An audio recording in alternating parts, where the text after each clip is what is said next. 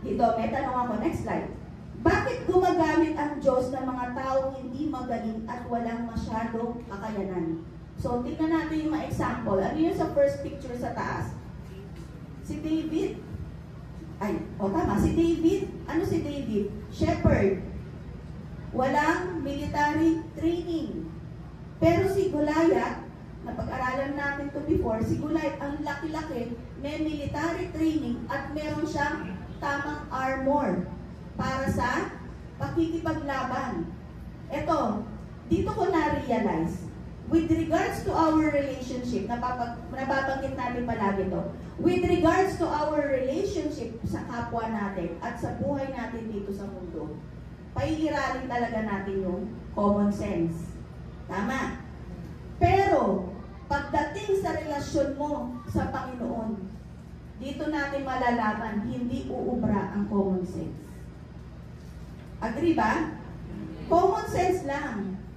Bakit gagamitin ni Lord si David? Walang experience sa military, ang experience sa hayop. Tama? Common sense lang, ang liit-liit niya, ilalaban mo sa higante. Nakuha niyo, nakikita niyo yung pattern ng pag-iisip ng Panginoon, ng Diyos. Iba ang pag-iisip ng Diyos sa pag-iisip natin. Iba ang kaparaanan ng Diyos sa kaparaanan natin. Isaiah 55. Totoo ang Panginoon sa kanyang salita. Kaya ano ang lesson natin dito?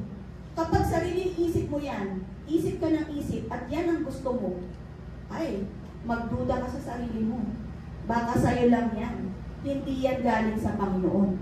Pero, kung ang sumasagi sa isip mo, imposible, kakaiba, hindi pasok sa katuwiran mo, galing sa Panginoon yan. Amen? So, dito, kita niyo dito, sino yung nasa baba? Si Abraham at saka si Sarah. Common sense, pag may edad ka na, hindi ka na manganganak. Pero, pagdating sa Panginoon, manganganak pa siya. Nakuha? Eto, kay Moses mismo, pag may dagat at sobrang lalim, hindi ka na makakadaan. Tama?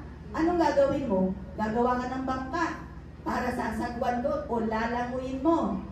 Pero ano ang sabi ng Panginoon? Itaas mo ang tungkod mo, basta itaas, tapos humawi ang dagat. Kita niyo kung paano kumilos ang Panginoon? Yung mga bagay na hindi natin ini-expect, yung mga bagay na imposible, yon ang gagawin ng Panginoon. And si Joseph, tinapon na, bata lang, pero siya ang naging second highest in rank sa Egypto. So bakit ginagawa ng Panginoon yun? Bakit gumagamit ang Diyos ng mga taong hindi magaling at walang masyadong kakayanan?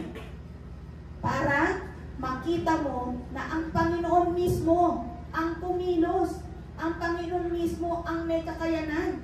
Sa totoo lang, si Moses, wala naman siyang kakayanan na hawiin ang dagat. Pero pinagawa niya para makita ng tao na ako ang Diyos, ako ang kumilos.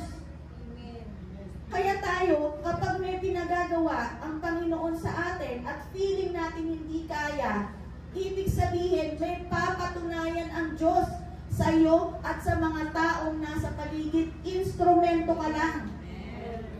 Huwag kang tatanggi dahil instrumento ka lang. It's not about you, but it's about God. Amen? Minsan kasi pride na lang natin, yun, yung ayaw natin mapayatot.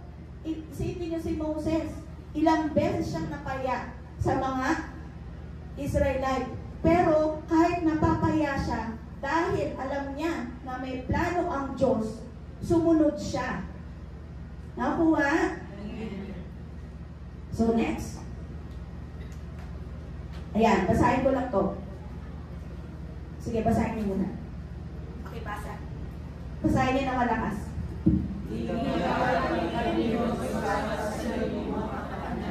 Pagkagaling ka niya para sa katuparan ng kanyang mga kaluhin at makita mo na magtatagumpay ka, hindi dahil sa iyong kakayanan, kundi dahil sa kakayanan ng Amen. Diba, feeling natin, ay Lord, thank you, pinagtagumpay mo. Ay Lord, salamat sa karunungan na binibigay mo sa akin.